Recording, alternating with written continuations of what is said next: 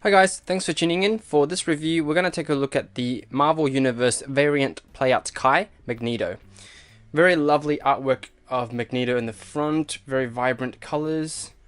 You can see this appears to be a shot of the figure, but it's been sort of photoshopped to look like it's artwork from the comics. So really nice there. On the side, very simple artwork. On the back, you've got some comic style paneling with the Magneto figure there.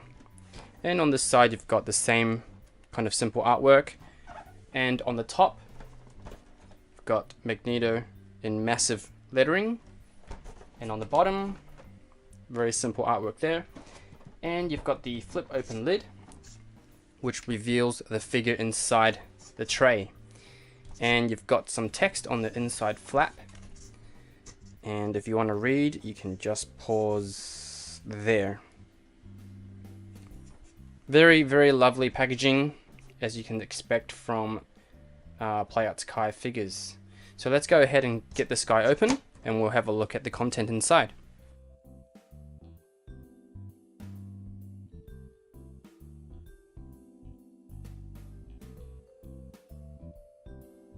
So the backing card acts as a storage for the display stand, which you do have to put together. And I think I've shown this before in my previous review of Deadpool or Wolverine, I can't remember which one, but the instructions are pretty straightforward. It's on the side of the box, so if you want to know how to put it together, just pause there. And on the inside, on the other side, it shows you how the accessories go together on the figure. And here is the packaging, the inside tray for Magneto, and he looks really good. Can't wait to get this guy open. And here are the accessories that Magneto comes with. First of all, he comes with an optional gritting teeth faceplate, very nicely done. Very tan, but I think that's supposed to emulate the face being in the mask, so it shadows around the face. And he gets a pair of open splay hands. They are kind of relaxed kind of hands, very nicely painted, very nicely sculpted. And he also comes with a pair of open, more like pointing type hands, and again very nicely painted and very nicely sculpted. And he comes with a pair of these electromagnetic field effect parts, I'm guessing, or lightning effect parts. So they've got a little hole in the center here where you put his wrist through, so it kind of simulates him using his powers. So I'll show you that on the figure in a sec. And this is the face that he comes packed in. It's more of a non-expressive, stern looking face. So I'll go ahead and do the face swap. So you basically just pull the helmet off. Very nicely detailed helmet. You can actually use this as a prop by itself, but then of course you've got a non-complete head for Magneto. And you just go ahead and pull that off and plug the other one on and put the helmet back on, and there he is. Very, very nicely painted. Looks really good in there. It's got a really nice depth kind of to it.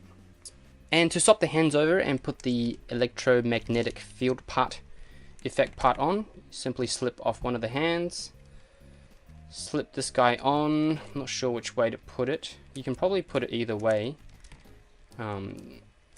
Maybe let's try this way.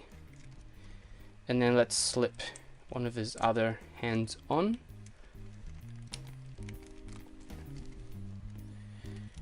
And there you go.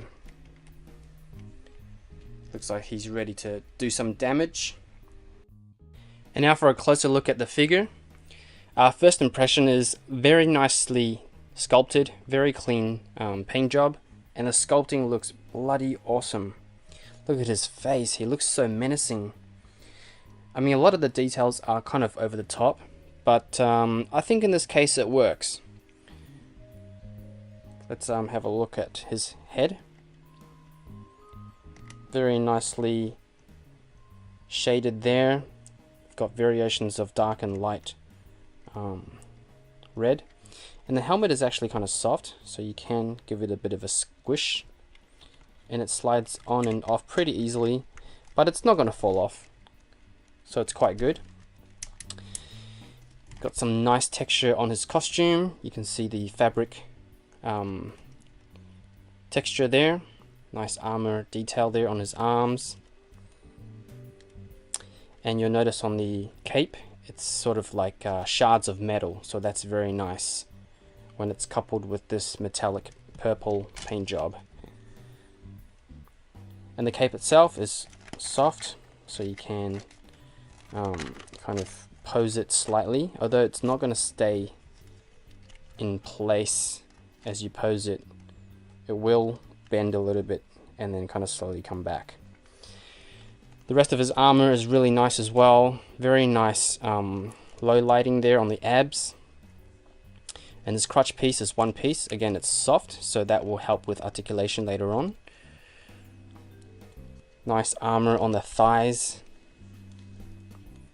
Very nice paint and sculpting detail there.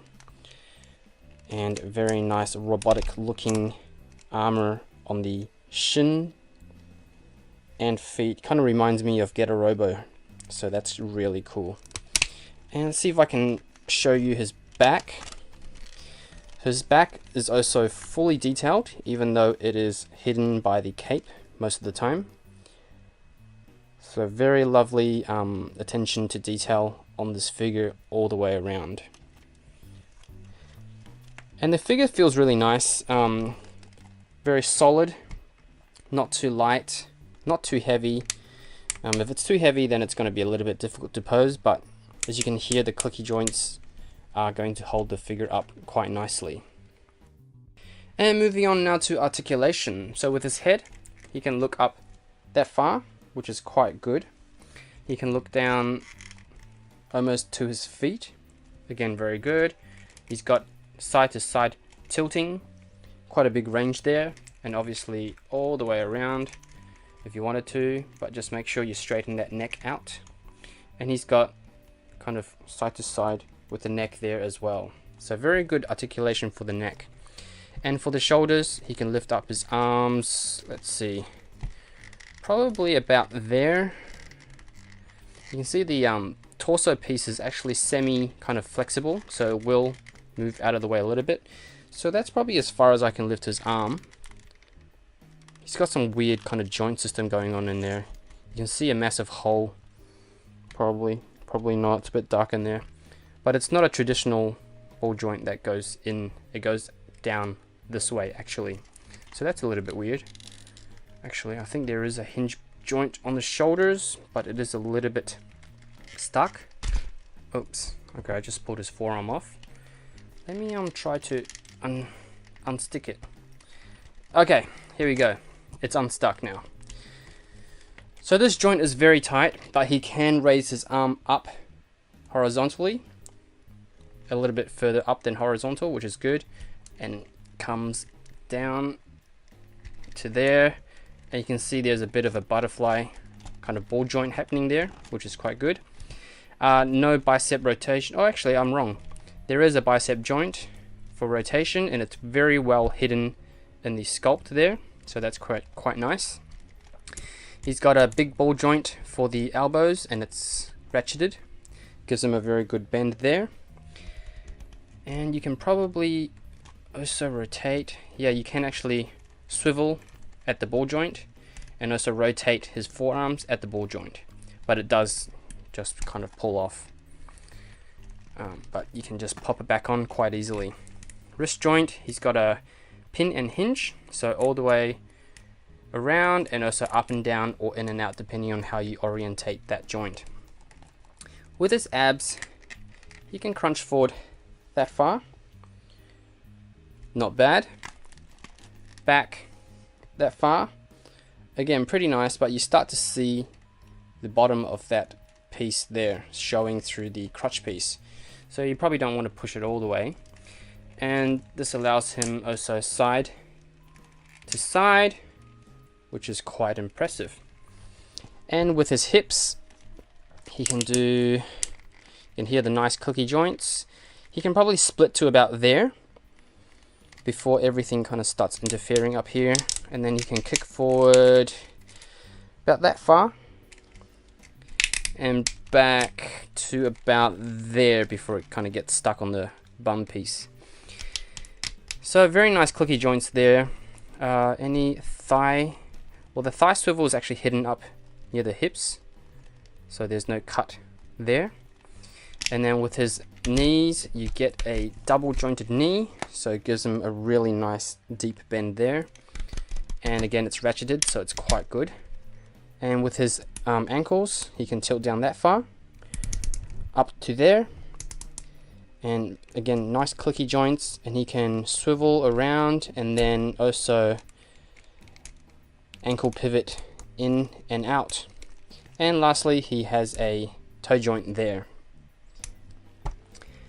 And just coming around to his cape, this piece here on the top is stationary, but there's two hinge swivels there, which allows you to kind of lift up his, or swivel up his cape towards the side, and a little bit kind of up towards the back as well, but it'll start hitting that piece, so it's not a huge range, but it does look really nice the way it's been sculpted with that metallic paint job.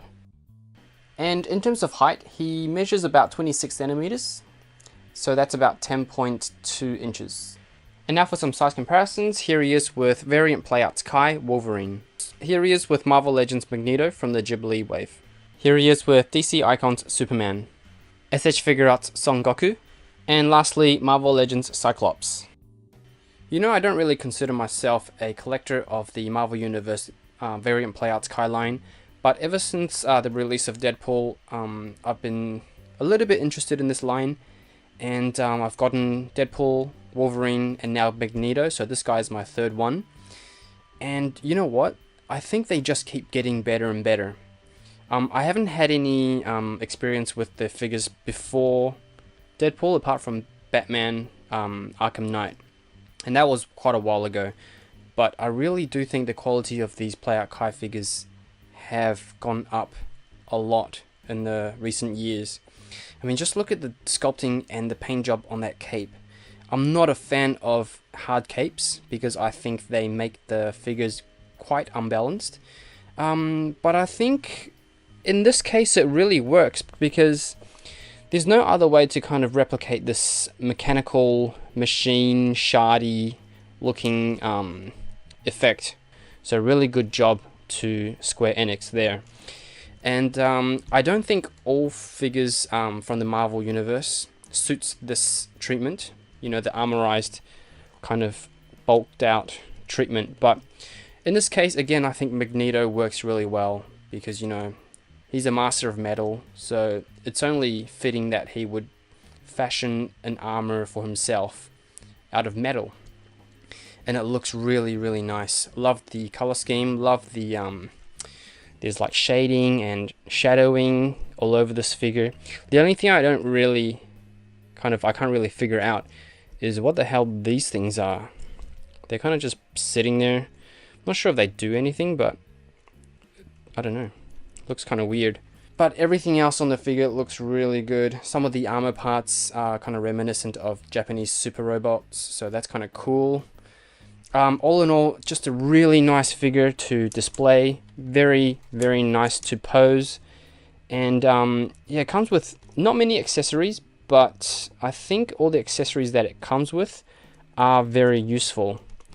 And being Magneto, he doesn't really need all that much in terms of accessories. But yeah, everything he comes with is very good, especially this face. Let me just put this on for you guys one last time because it looks so damn good. And there he is. So if you're a fan of Magneto or of the Playouts Kai line, definitely check this guy out. He is a bit on the pricey side, but he is a relatively big figure and very well detailed at that. So I think he's definitely worth the money. So that's it for my review. Thanks guys for checking out my channel. Hope you guys enjoyed the video, and I'll catch you next time for another toy review.